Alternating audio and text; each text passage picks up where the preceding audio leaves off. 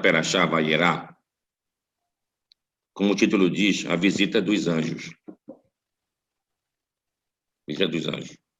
Bom, o Abraão tinha feito sobre ele lá a circuncisão, estava, digamos assim, dolorido, e os anjos vão visitá-lo. E o Abraão, tá certo, hoje recebe, coloca eles na casa, na própria casa do Abraão, tá certo? Lava a mão, lava os pés, vai fazer comida para eles. E assim, depois, os anjos dizem aqui que eles vieram e vão seguir até a viagem até Sodoma. E o Abraão tenta fazer vamos dizer assim, um debate com eles para ver a possibilidade de se encontrar algum justo ou pessoa justa naquelas cidades e assim mudar a sorte daquela cidade lá. Daquela cidade lá. Bem, aqui a gente vai ver que a situação que acontece quando Abraão quando os anjos vão até Sodoma, Lot, que era o sobrinho de Abraão, também faz praticamente a mesma coisa. Os recebe, os alimenta, tá certo? E protege eles na casa deles. Não, aqui ninguém faz nada com eles, cara. Até com prejuízo próprio. Mas aqui tem uma pergunta. O Abraão percebeu, quando a chegada dos anjos, que eles eram seres divinos, vamos chamar assim, e o Lot não percebeu? Bem, olha o que o texto fala. O texto fala que quando Abraão vê os anjos e os recebe, ele fala para eles, Adonai. Adonai. Adonai é uma palavra que ela quer dizer, assim, literalmente, meus senhores. E os anjos, quando seguem até Lot, Lot também usa a mesma expressão, Adonai. Quando a gente lê a tradução, tu vê de Lot, está escrito meus senhores, e quando Abraão fala a mesma palavra, está traduzido meu senhor, com letra maiúscula. Letra maiúscula. E tu vai ver o comentário, não, porque aqui se refere ao eterno Deus, e lá o Lot não tinha percebido que eram seres angelicais, pensava que eram visitantes daqui da terra mesmo, e chama Adonai, meus senhores. Mas a pergunta aqui é a seguinte, tá, mas como é que eu posso saber que a expressão que o Abraão está usando é a mesma do Lot, mas a do Abraão se refere a um ser angelical? Quando a gente vai ver a escrita da Torá, a gente sabe que o texto não tem vogal. O texto original não tem vogal. E que, num dado momento, século II, século III, foi, então, a vocalização do texto massorético, digamos assim. Então, os sábios, vendo a situação que o povo já disperso pelo mundo e a dificuldade ia ter uma tendência para aumentar, então eles resolveram que deveriam vocalizar as palavras. Então, o que quer dizer vocalizar as palavras? Todos aqueles que falavam o hebraico até então, eles sábios, tinham plena consciência de como era a pronúncia correta do hebraico e foram assim, então, vocalizar. E vocalizaram direitinho. Vou dar um exemplo. No hebraico, nós temos 11 vogais. São 2 tipos de A, 2 tipos de E, 2 tipos de I, 2 tipos de O, 2 tipos de U e a vogal muda, que é o Shebá. 2 tipos de A é o Kamatz e Patar. Kamatz é aquele T pequeno, embaixo da letra. Patar é um traço. A letra E, tu tem o Segel, aqueles 3 assim, e o Serê, aqueles 2 assim. 2 tipos de I. O pontinho, que é o Hirik, e o pontinho, Hirik, acompanhado de um Yod. Chamamos Hirik Gadol, Hirik grande. 2 tipos de o Vav Rolem, ou só o Rolem em cima, e um Kamatz, que vira O, dependendo da pronúncia, da situação gramatical dele. E 2 tipos de U. 2 tipos de U. O Vav Shuruk e o Kubutz.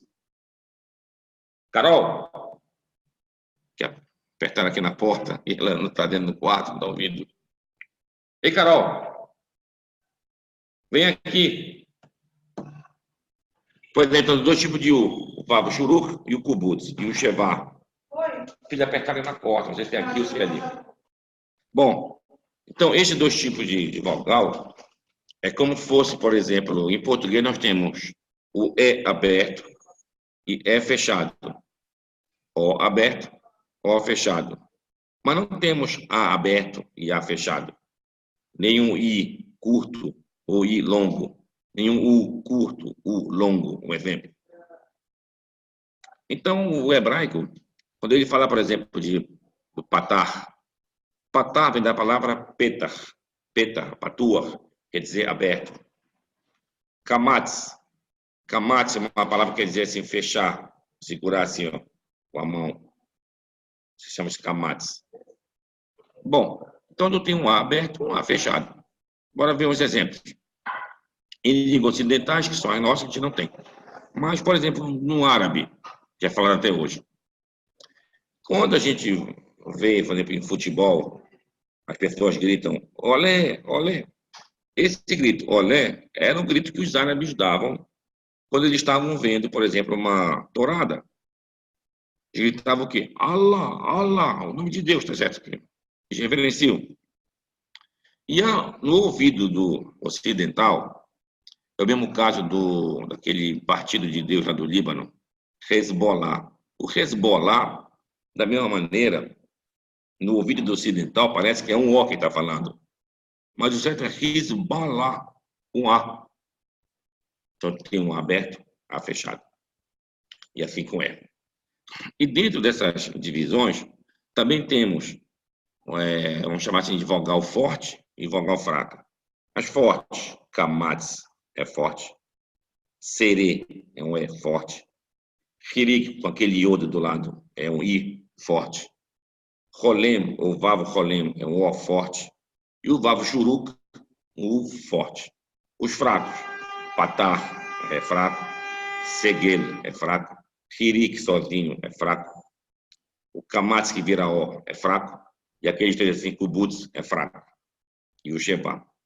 Bom, então toda vez que aparecer o nome do Eterno na Torá, ele vem escrito com vogais fortes.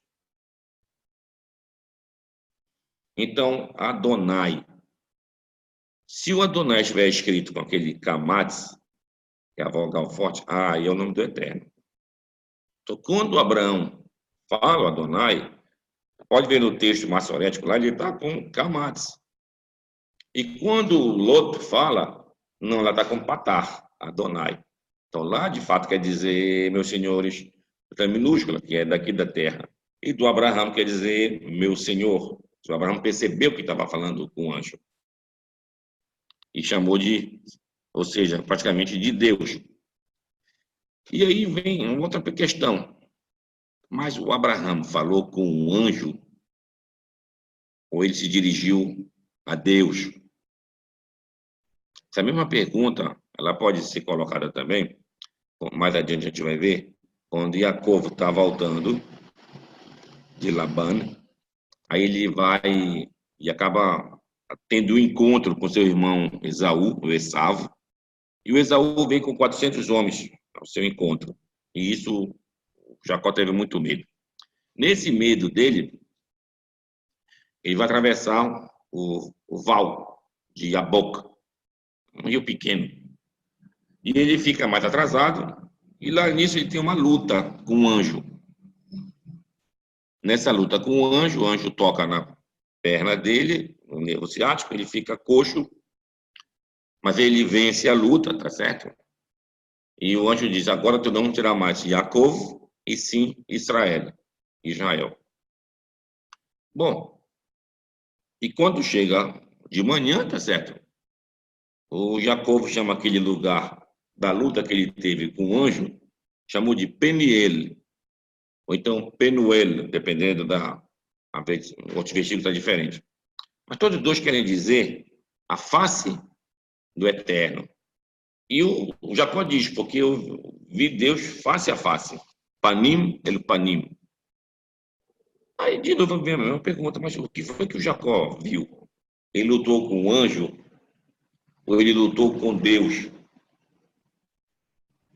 Que é essa dificuldade. Então, aqui como Abraão lá, tem Jacó aqui. Bom, para a gente entender, temos que tentar ver aqui o que é o anjo. A palavra anjo em hebraico é malach. E a palavra malach é da mesma raiz de melachá.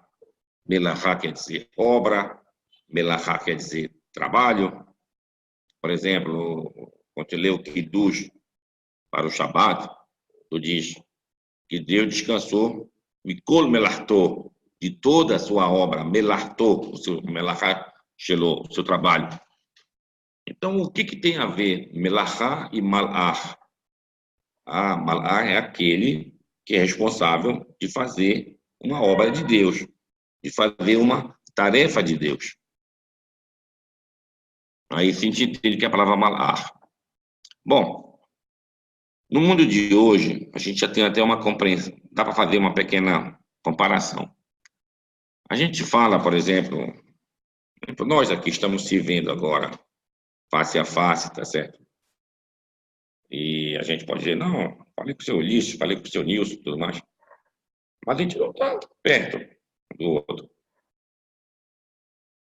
Mesma coisa tem um jogo de futebol. Alguém vai no campo, outro não vai no campo de futebol. O que não foi e viu pela televisão. Mas se eu assistir o jogo. Então, o anjo acaba tendo uma canalização de Deus. E dependendo do atributo que ele vai canalizar. Por exemplo, o anjo é Gabriel, da palavra Gever. Gever, Gibor, é força. Então, foi o anjo que veio destruir Sodoma, Gomorra, aquelas cidades lá. Refael, a palavra refá, do verbo curar. Então veio curar quem? O Abraão, que tinha feito a circuncisão. Depois vieram 3 anjos, tá certo? O chamado outro era Michael, é o anjo maior, digamos assim, do plano espiritual. Ele veio avisar Abraão que Abraão teria um filho. Abraão teria um filho. Então, esses são os anjos. E o Abraão teve, então, percebeu que eram anjos, então percebeu que era a presença divina com ele. Da mesma maneira isso acontece, não só com anjos, mas também se alguém tem um contato com uma outra entidade, vamos chamar espiritual, a gente pode chamar aqui de espírito. Por exemplo, quando o rei Saul precisou saber se ele ia vencer uma guerra ou não. Aí ele foi lá com o sacerdote, perguntou no peitoral, não obteve resposta. Aí ele procurou uma mechachefá, uma pitonisa, como é traduzido, feiticeira, em outras palavras. E chegou lá, vestida de outra roupa, tá certo? Ele pediu para ela que ela invocasse, vamos chamar assim, o profeta Samuel. E ela fez o que ela fez. Aí ela disse, eu estou vendo, aí no hebraico, Elohim Olim Min Hadamah.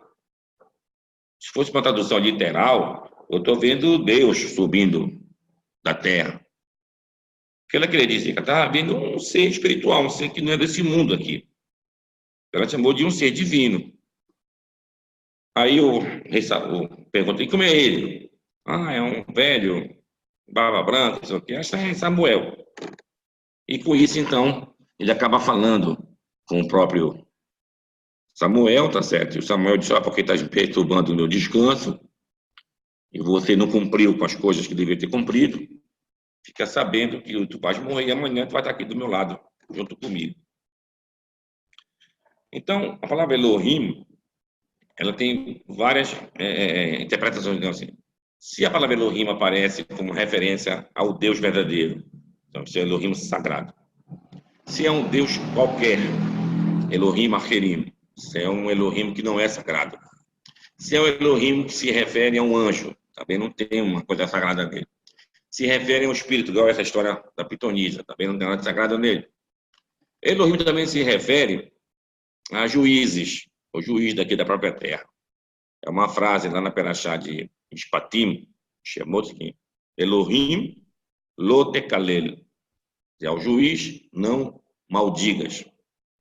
Ou então até pessoas que estão, por exemplo, profetas, ou pessoas de uma tipo grande, tá certo? Também é chamada de Elohim. Assim como o Moshe foi chamado de Elohim perante o Aharon. Também foi chamado de Elohim perante o faraó, quer dizer, como se fosse um chefe do Aharon, ou então depois de um chefe do faraó. Isso consta no livro lá de Shemot, na Perashá Shemot.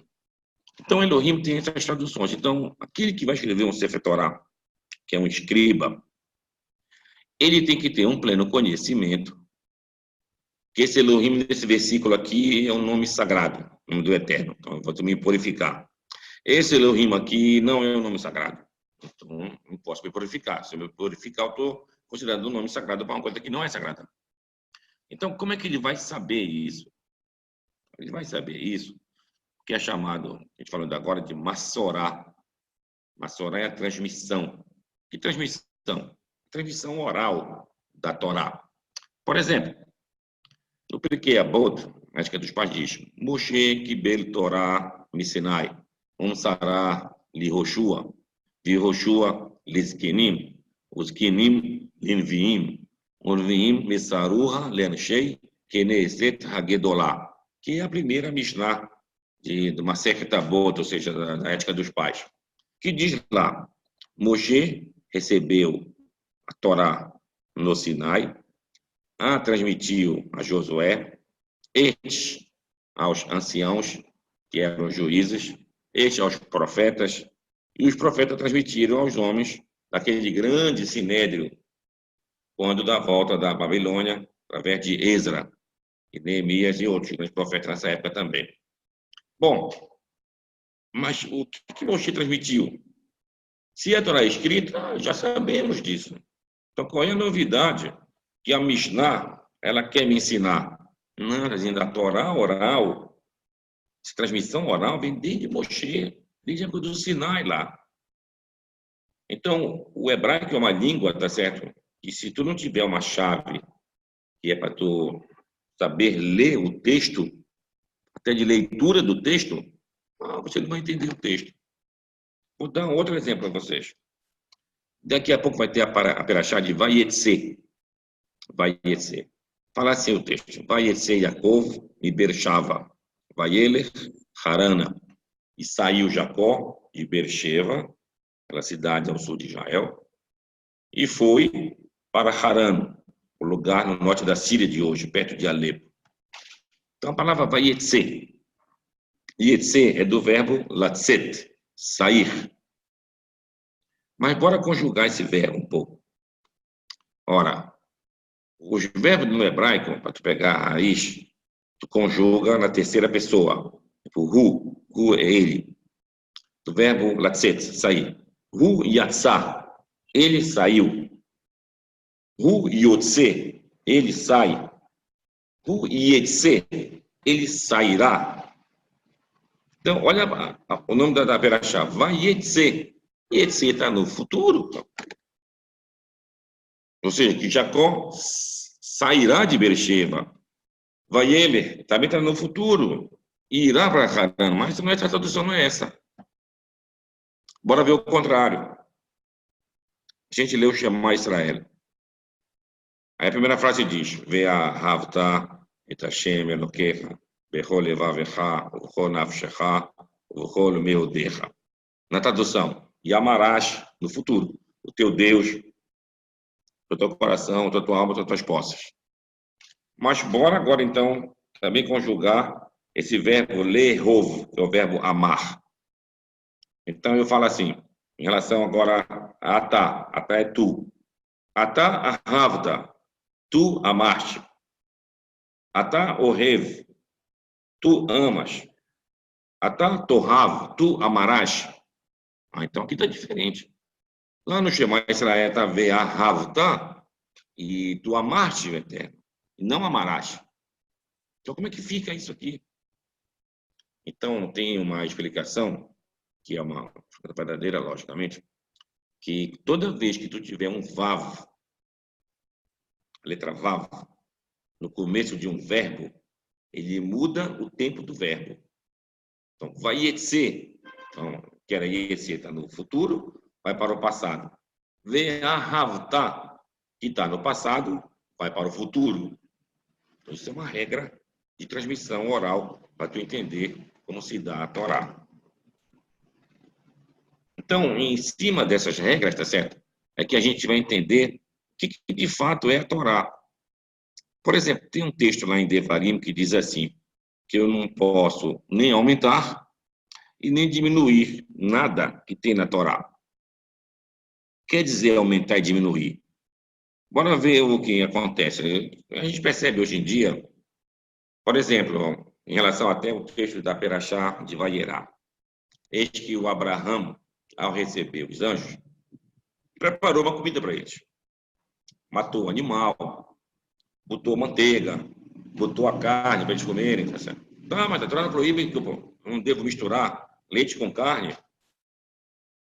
Não tem uma que diz mais adiante, Lote Bashel Gedi Bahalevimo, ou seja, não cozinharás o cabrito no leite da sua mãe.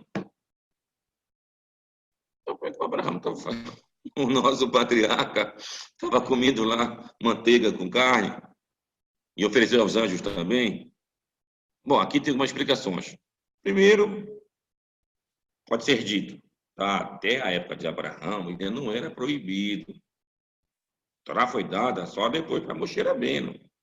Na época de Abraão, ele seguiu o que era chamado de Sheva Mitzvot, dos 7 mandamentos primordiais, que foram dados, segundo uma opinião, para Adão. Segundo a opinião, foram dados 6 para Adão e 1 para Noé, e ficar conhecido como 6 mandamentos dos filhos de Noé. Então, Abraão cumpria isso, não, sendo assim. Outros dizem, não, mas os patriarcas já cumpriu a Torá toda, principalmente quando estavam na terra de Israel. Então, volta a pergunta para ele, e agora, como é que fica esse negócio? Aí é explicado assim, não, primeiro Abraão come coisas com a manteiga, depois que ele come a carne.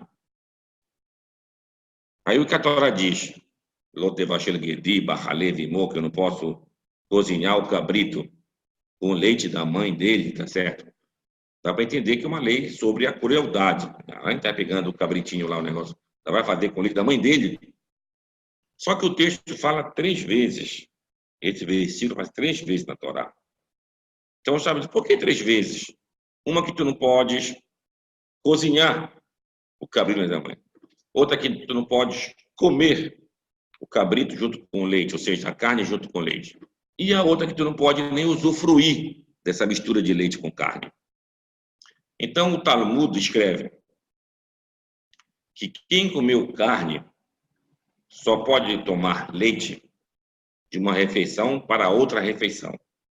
De uma refeição para outra refeição.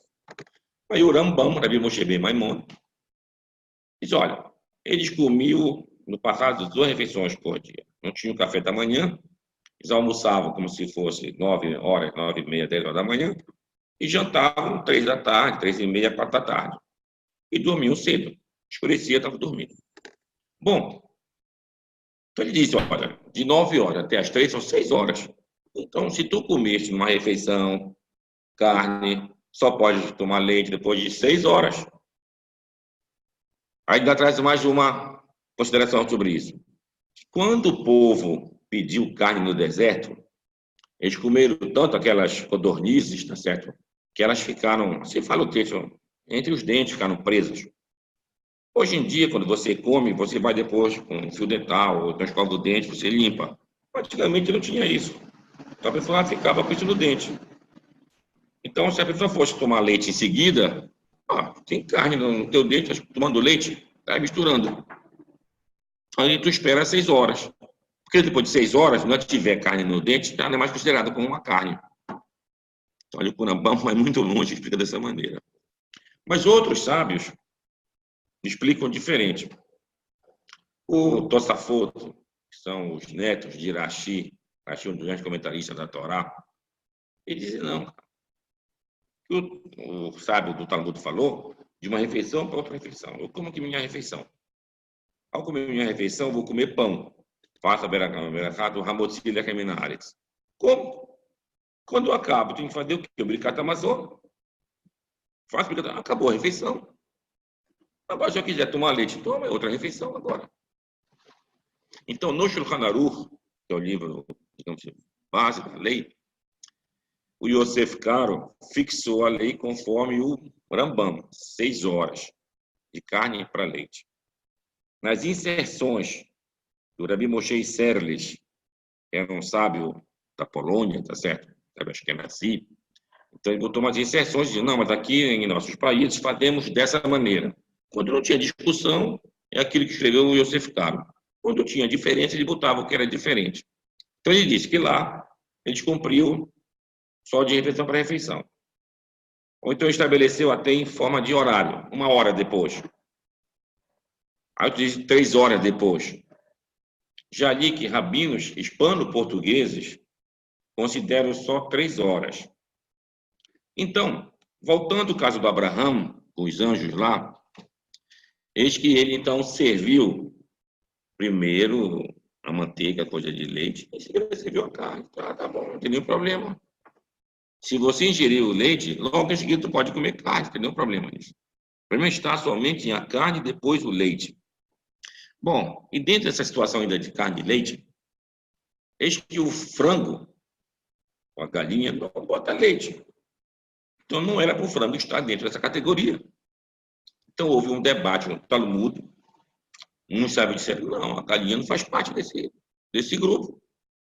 Mas no final foi fixada a halachá que deveria se fazer uma barreira, uma cerca em torno da lei, de ampliar um pouco mais a lei, e aí também inserir o frango com a galinha, com o frango.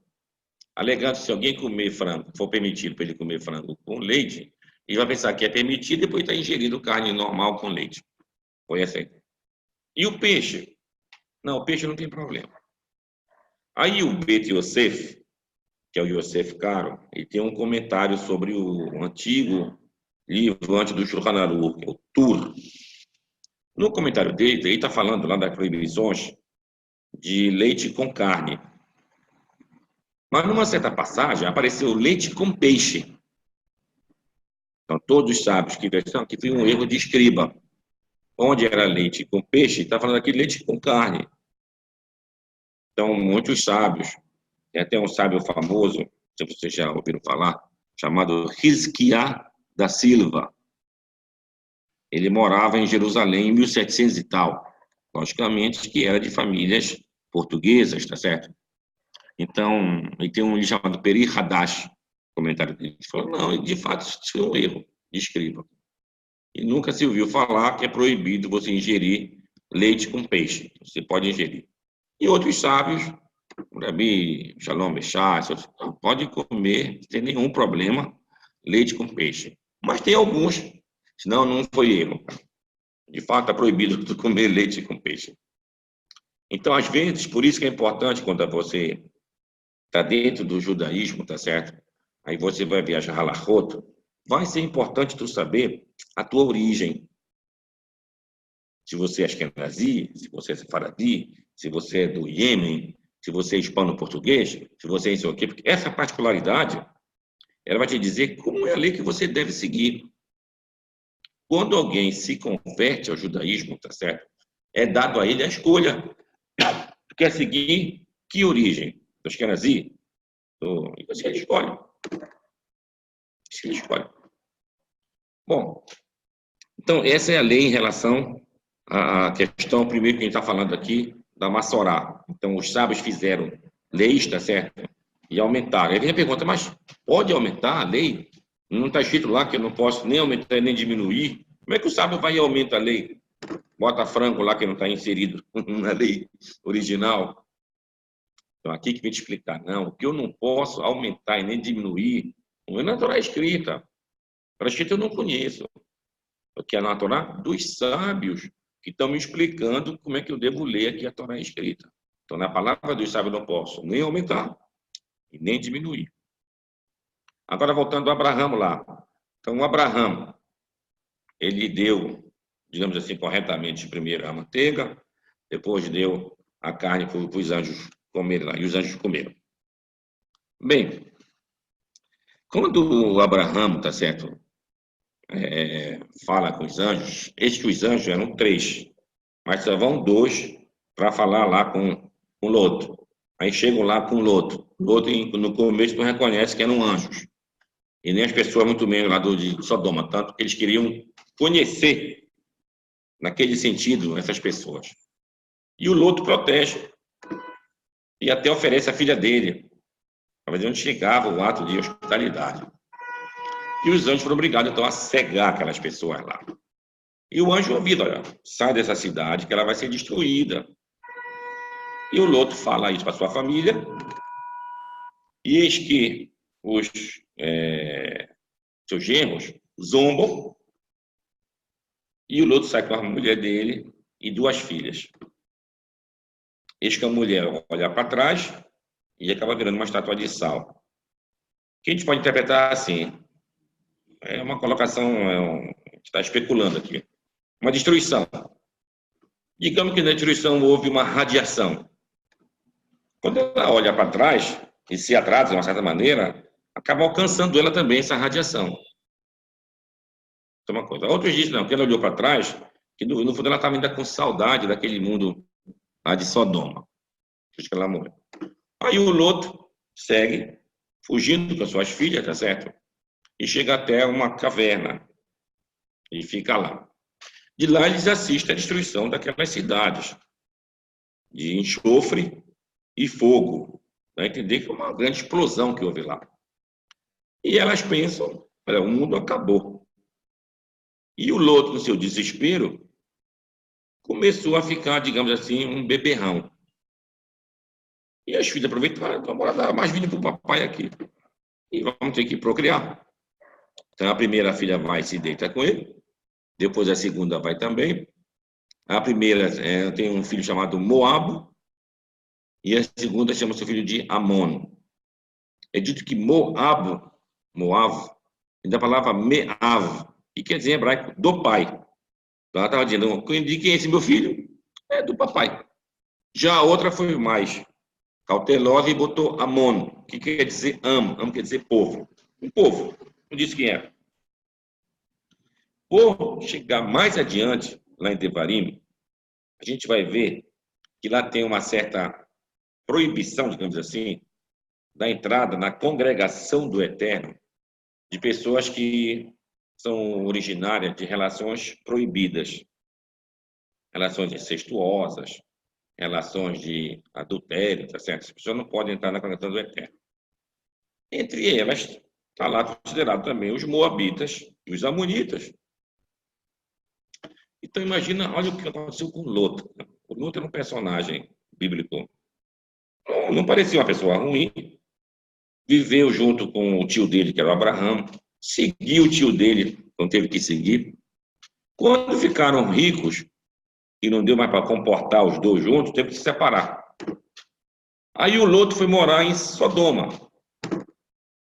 Então aqui tem um exemplo, com os sábios dizem na atualidade, que Lot representa muitos de nós. Não é uma pessoa tão justa, também não é uma pessoa ruim, digamos assim. De repente a gente vai morar em lugares que o meio ambiente acaba influenciando sobre nós, querendo ou não. E a gente paga às vezes um preço caro por causa disso. Aconteceu com o Loto. Viveu num lugar difícil demais, pagou uma situação caríssima. E depois se meteu na bebedeira. Tanta desgraça, digamos assim, tá certo? Mas Deus não esquece os seus. Com tudo isso que o Loto fez, ele teve uma recompensa. Teve coisas ruins, teve, mas teve uma recompensa. E da sua descendência veio Ruth. Ruth era moabita. Ela era bisavó do rei Davi. E, por conseguinte, do Messias, filho de Davi. Então, olha só a recompensa que Lot teve. Fantástico. Então, todos nós aqui no nosso mundo, nossa vida, tá certo? A gente deve pedir a Deus, sempre considere os nossos méritos. Daí o nome Lot. Lot quer dizer um aroma bom. Foi quando eles desceram para o Egito, por exemplo, quando os filhos foram lá, encontraram José e não reconheceram, e o José foi duro com seus irmãos, disse, vamos buscar lá outro irmão que vocês falaram. Aí vão lá, volta para a terra de Canaã, falam com o pai Jacó, olha, ele quer que a gente leve o Benjamim, o pai não queria, o pai cede, e leva os presentes. Entre os presentes estava loto, no sentido de aroma bom. Então, loto quer dizer aroma bom. Mas não só isso. Também a palavra loto aparece em outros textos, como lot barafel, está envolto em neblina, arafel, tá certo? Então, loto quer dizer uma coisa que está envolvida, que está escondida, que está mascarada, digamos assim. Então, o loto, apesar da vida comum que ele teve, tá certo? Mas era obrigado a se mascarar muitas coisas, muitas vezes. Com Abraão, ele vivia, acompanhava com Abraão. Lá em Sodoma, pode ter sucumbido muitas vezes lá. Isso aconteceu, então, com Lot. Bom, ainda voltando sobre Sodoma e Gomorra, eles eram uma cidade, tá certo? Que elas eram perversas. Mas no nosso mundo aqui, se fala em sodomia, mas não era o caso deles, ou seja, não é isso que a Torá, que os sábios falam dele. O que os sábios falam de Sodoma era a questão da xenofobia. Eles tinham raiva, digamos assim, de estrangeiros. Então é dito que quem chegava lá era um estrangeiro, tá certo, lá em Sodoma, e se reuniu o chefe, desse cara morrer de fome, ninguém alimenta ele. E aí chegou uma vez um pessoal de fora, e viram que não morria aquela pessoa. Não morria aquela pessoa. Aí, até que viram, alguém está alimentando ele. Ficaram de tocar e foram ver quem era a filha de Loto, estava alimentando aquele estrangeiro lá. Aí prendem ela, botam ela no telhado da casa, que o telhado dessas casas do Oriente é tipo uma laje em cima, amarram ela, a untam de mel e deixam ela viva lá, e os corvos vão comer ela viva lá. Aí escreve o texto. O grito dela, que Deus ouviu. No texto, pode entender, o grito dela pode ser o grito da cidade, as coisas, a balbúrdia da cidade, assim, do decreto. Mas, segundo o comentário, o grito dela foi da filha de Loto. Então, esse foi o pivô, digamos assim, a parte final, para que Deus decretasse a destruição dessas cidades. E assim elas foram destruídas. Então, tem outro midrash que conta também, né, onde chegava a maldade desses sodomitas. A pessoa era muito grande, dava uma cama pequena, e de noite eles cortavam o que ficava fora da cama. A pessoa era muito pequena, dava uma cama grande. Aí de noite amarrava ela, esticava para ficar do tamanho da cama. Mas o Talmud relata a maldade que esses povos lá dessas cidades tinham lá. E por isso pereceram, foram destruídas, principalmente o que ficava na terra de Israel. Talvez se ficasse em outro lugar, talvez Deus não fosse tão rígido, deixava acontecer e tudo mais. Mas na terra de Israel, Deus realmente cobra isso com bastante seriedade. Bastante seriedade. Bom, então a gente está vendo, tá certo, que esses de Sodoma fizeram o que fizeram, tá certo? Isso vai ser lembrado constantemente em várias passagens do texto da Torá e até dos profetas que fala que Sodom, Amorá e assim por diante. Então, vai lembrar sempre esse episódio, ou seja, foi um episódio muito marcante. Ter sido destruído, que a gente pode especular o que foi que destruiu essa cidade, alguns dizem que o meteoro caiu lá, até o fato que foi destruído. E ficava na região onde hoje é o Mar Morto. Então, era um lugar bastante fértil lá. E o Mar Morto, quem conhece, sabe que é um lugar de fato morto, é um mar que não tem nenhum tipo de vida animal lá. Tá? O acúmulo de sal que tem lá, tá certo?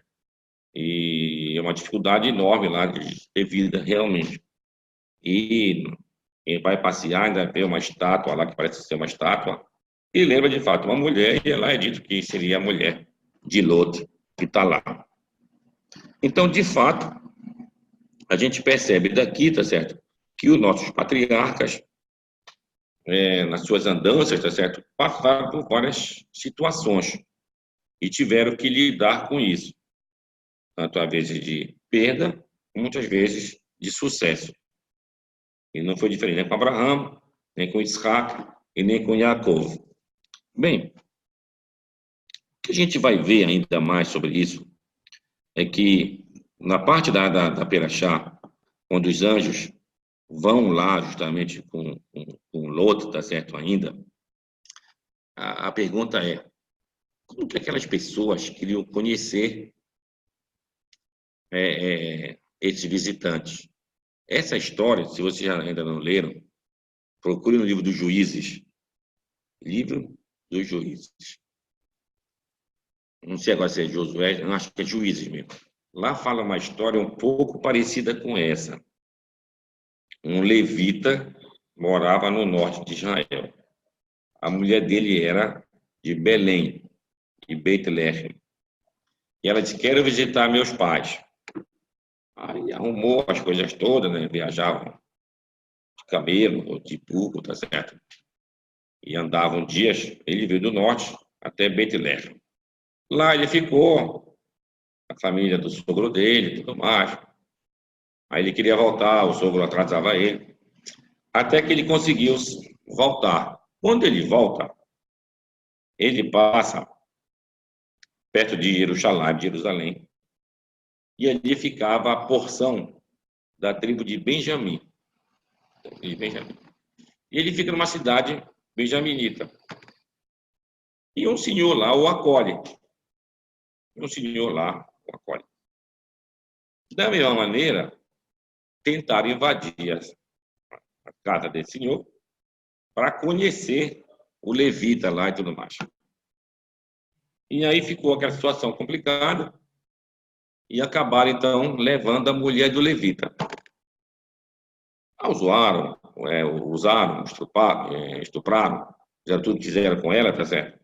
E na volta deixaram ela estendida em frente à casa lá do anfitrião, lá onde estava o levita. Quando o levita viu de manhã isso daí, tá certo? Ele morto, ele a leva com ele até o norte, ele a esquarteja ela em 12 pedaços e manda 12 pedaços para as 12 tribos de Israel. Olha o que fez a tribo de Benjamim com a minha mulher. As tribos se revoltam contra isso, e aí então tem uma guerra fratricida, tá certo? Entre irmãos, das tribos contra a tribo de Benjamim. Como Benjamim era uma tribo bastante guerreira, tá certo? Mesmo sendo de menor número, não perde com tanta facilidade. Não perde com tanta facilidade. Até que realmente as tribos têm que fazer uma força muito grande e acabam derrotando os benjaminitas, e eles fazem um voto que eles não dariam às suas mulheres e suas filhas a se casarem com os benjaminitas. Quando os benjaminitas se rendem, são poucos. Aí vem aquela, e agora? Como é que a gente vai erguer novamente essa tribo em Israel? Se ninguém pode dar as filhas para eles se casarem. Até que do outro lado do Jordão, em Gilead, uma das cidades não vieram nessa confederação, vamos chamar assim. Então, não estavam dentro desse pacto. Então, vamos chamar mulheres de lá, aquelas que queiram vir, para casar com os benjaminitas aqui e assim repovoar a cidade também. Então, daqui a gente está vendo, tá certo?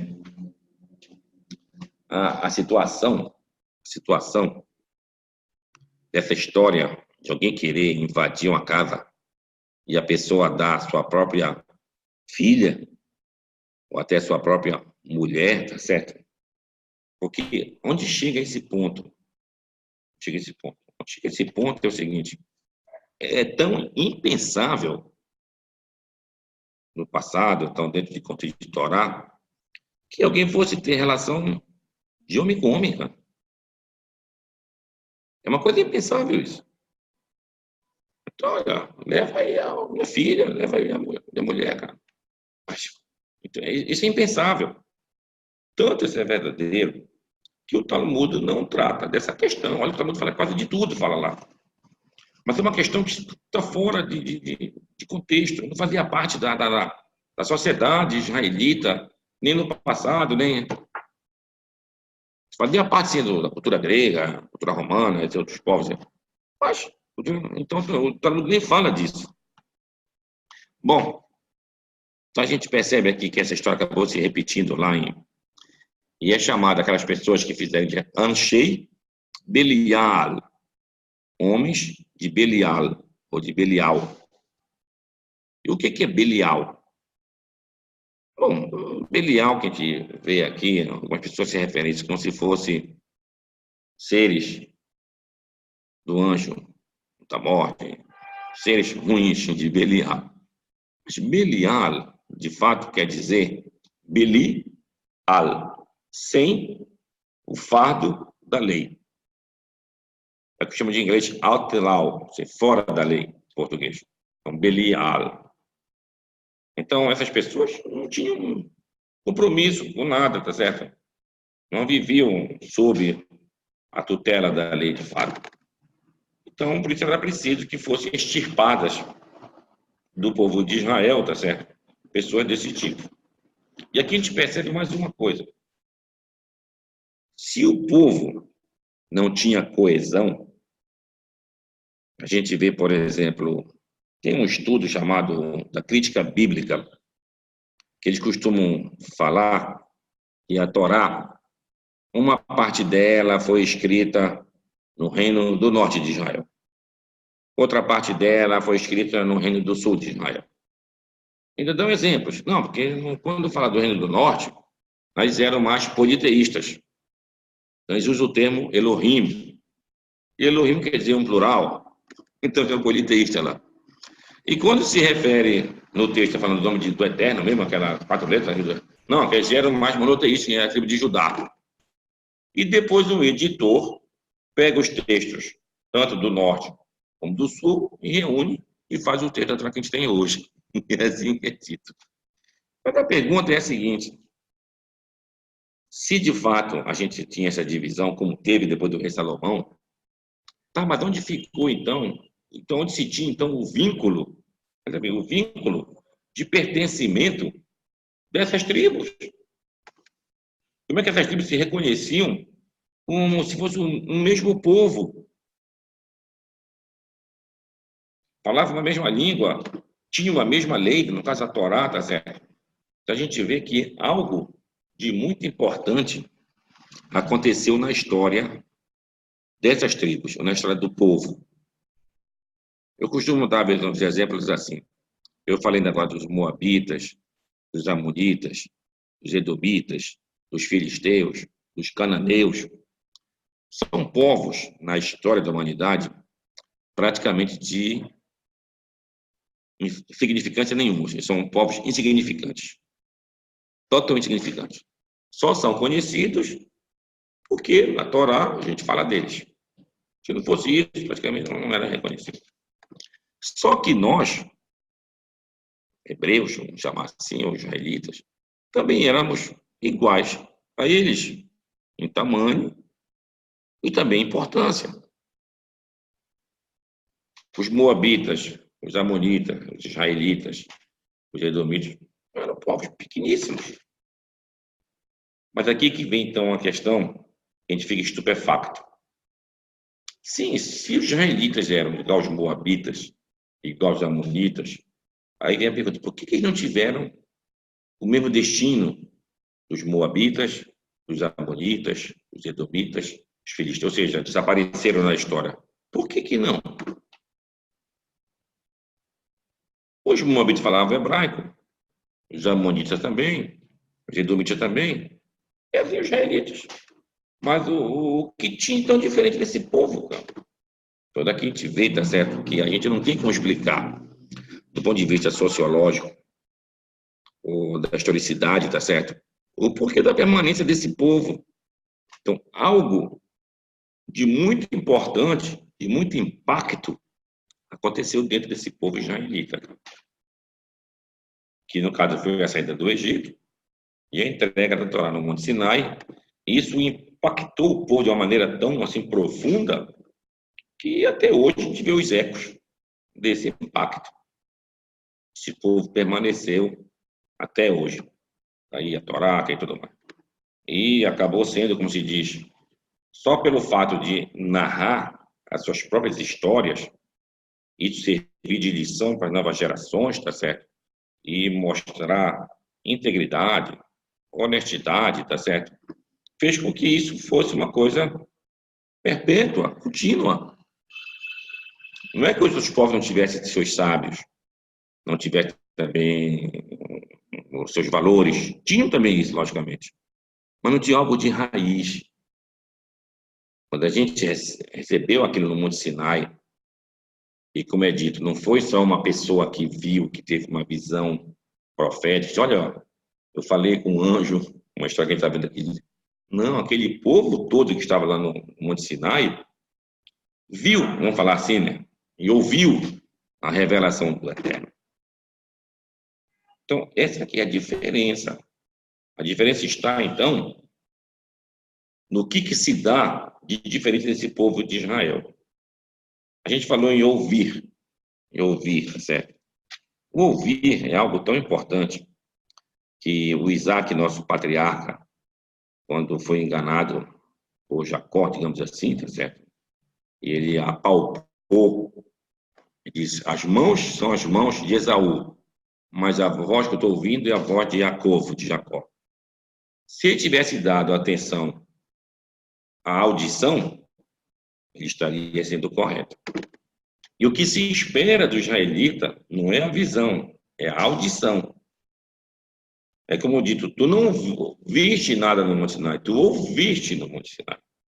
Daí o termo mais importante da nossa crença, Shema Israel, Adonai Eloheinu, Adonai. Escuta, do verbo ouvir. Então, essa aqui é a parte mais importante. E no Shema que é dito, uma coisa muito importante. Às vezes a gente faz nossas orações a Deus e a gente, às vezes, pensa, mas eu não sou assim, correspondido. Pede, e as coisas não acontecem. Então, é dito que para você alcançar, de fato, uma resposta de Deus, digamos assim, até que imediata, ao fazer a tua oração, tu tem que estar em sintonia com o teu pensamento, com o teu coração e a tua fala.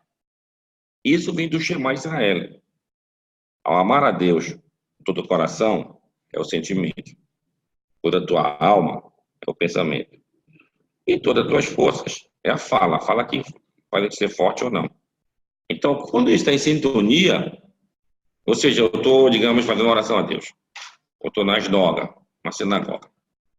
Aí, estamos lá tudo. Aí, de repente, alguém entra, aí eu desvio o olhar para essa pessoa. Se eu sou homem, eu vou olhar uma mulher, aí pode me tirar a atenção. Acontece que é outro fato, quando tira a atenção, tá certo? Tu não está em sintonia. Então, por que se exige muitas vezes que você deva rezar em conjunto, em coletivo? Para que a tua, digamos assim, perda em algum momento da concentração seja compensada pela concentração do outro. Então, para que Deus possa reunir, digamos assim, esse coletivo e eu pegar a concentração desse daquele, tá bom, aqui foi uma concentração perfeita, digamos assim. E assim responder aos anseios daquele carralo, daquele público lá. Então, é assim que se dá. Por isso, quando a gente for fazer uma oração a Deus sozinho, a gente sabe que as nossas orações elas são, às vezes, longas. O shacharit de manhã é longo. Se alguém for rezar em um ritmo relativamente rápido, ou então assim, faz 2 horas de oração. Então, é longo. Então, tem uma lição que se dá no Secret Berachot, que diz assim, é preferível que você reze menos, mas se concentre mais. Então, faz uma oração mais curta, mas, em compensação, extremamente mais concentrada. Para tentar essa sintonia que a gente falou aqui. Então, esse é o objetivo. Da mesma maneira, a gente tinha essas 3 coisas que eu falei, pensamento, sentimento, a fala, mas também tem a ação. Também tem a ação. O que fala a ação? Ora, os mandamentos, os mitzvot, em geral, são feitas pela ação. Por exemplo, tinha o Beit HaMikdash, o templo. Você é obrigado a levar lá os sacrifícios, as ofertas. Isso é ação. Então, você tinha que ter na sua casa, então comprar lá o animal que você levar em oferta. Chegava lá, tinha tipo de oferta que você ia fazer uns movimentos para a esquerda, para a direita, para frente, para trás, para cima, para baixo, igual como se fez com o Lulav, em Sukkot, certo? Então, isso é ação. Agora, quando chega na parte de oração, não, isso aí já é pensamento, sentimento e a fala. É como disse o profeta Oséias, Rochea, capítulo 14, versículo 3.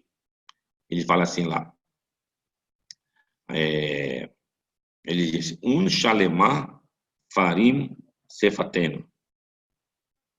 Ou diz assim, tome com vocês palavras, para que Deus possa perdoar vossos pecados. Aí diz, porque os vossos lábios vão substituir os sacrifícios. Então, hoje que nós não temos mais o Beit HaMikdash, a gente substitui isso com as orações. Você dá um exemplo que é dado assim. Ô, Fê, como é que eu não consigo entrar? Agora está entrando na Rosilene. Né? Pois é, então, é dito o seguinte,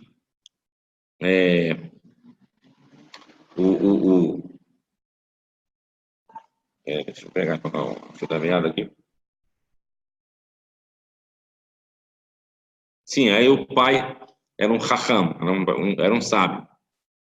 Aí este sábio teve um filho. O filho, quando cresceu e trabalhava, tá certo?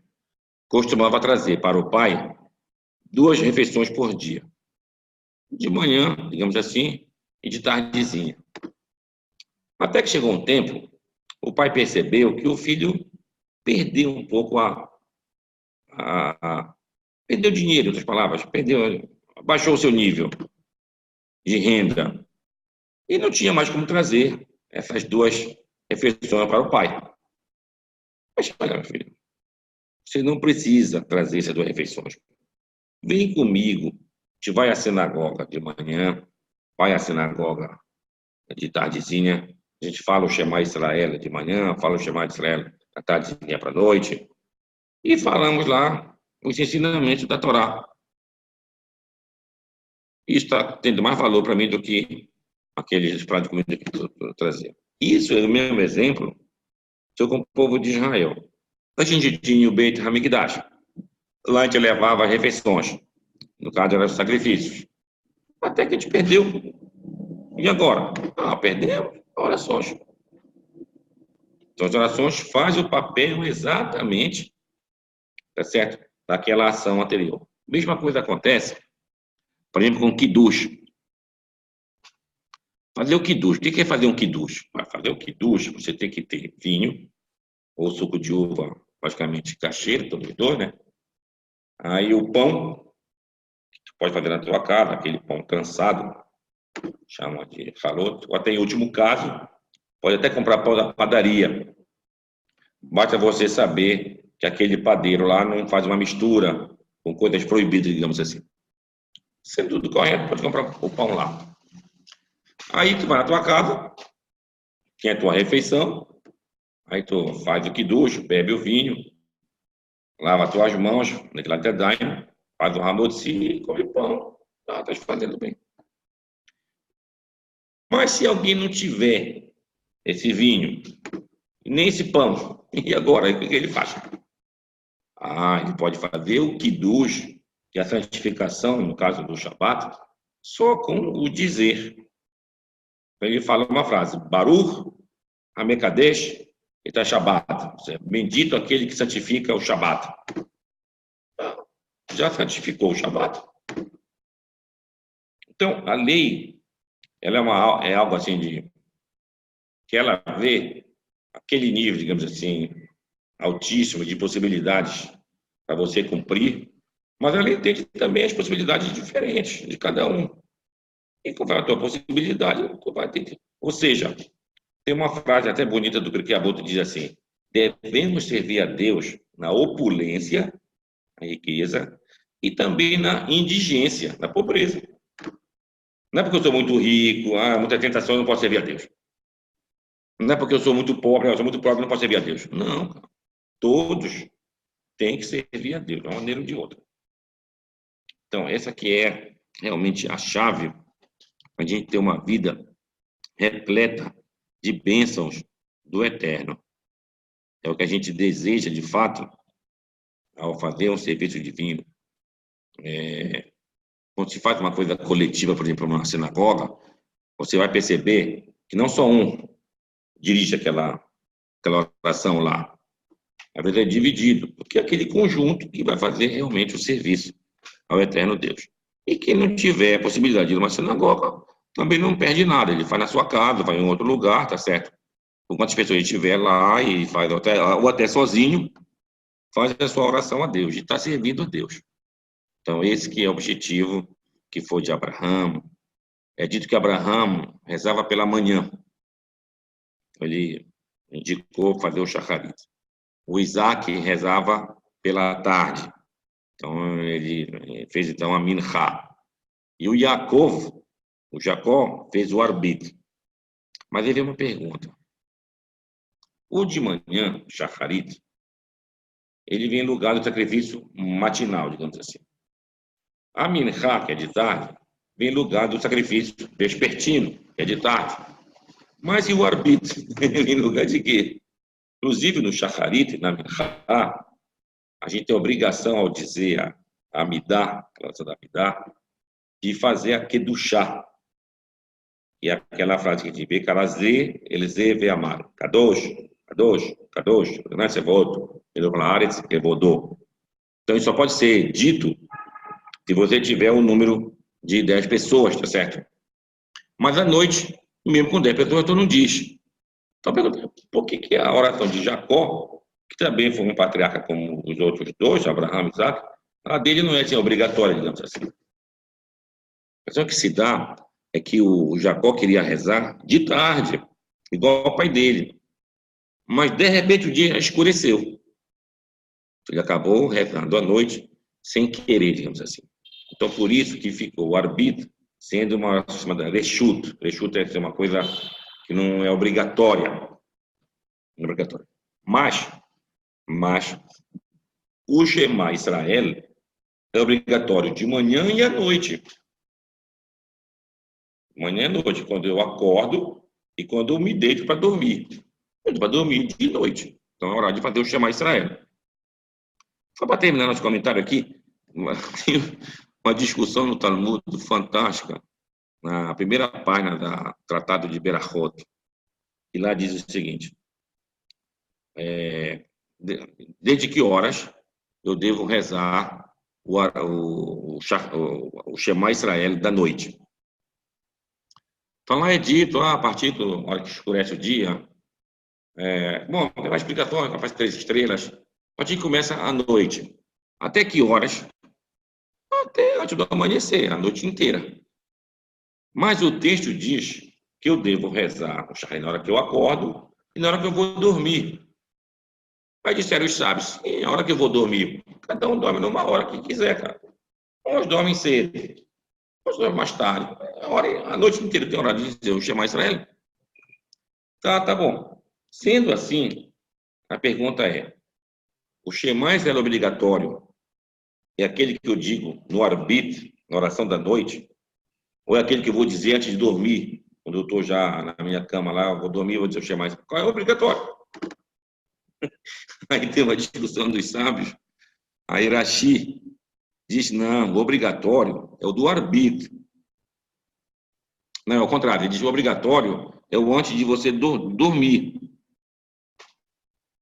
Aí vem, e por que tu fala então chamar no arbítrio? Para inserir dentro da oração palavras da própria Torá. Tu leu chamar Israel. O outro diz, não, obrigatório é do arbítrio. Aí ele diz, inclusive, tu tem as berachot do Shema, as bênçãos do Shema, no arbítrio. Então, o arbítrio é obrigatório. Então por que tu fala de dormir? Para que tu tenha bons sonhos e não tenha pesadelos. Então, cada um dá uma explicação. Acaba sendo a gente lendo o Shema 3 vezes, de manhã, tu lê ele no arbítrio, que é da noite, e quando for dormir também. Então, essa aqui é a importância.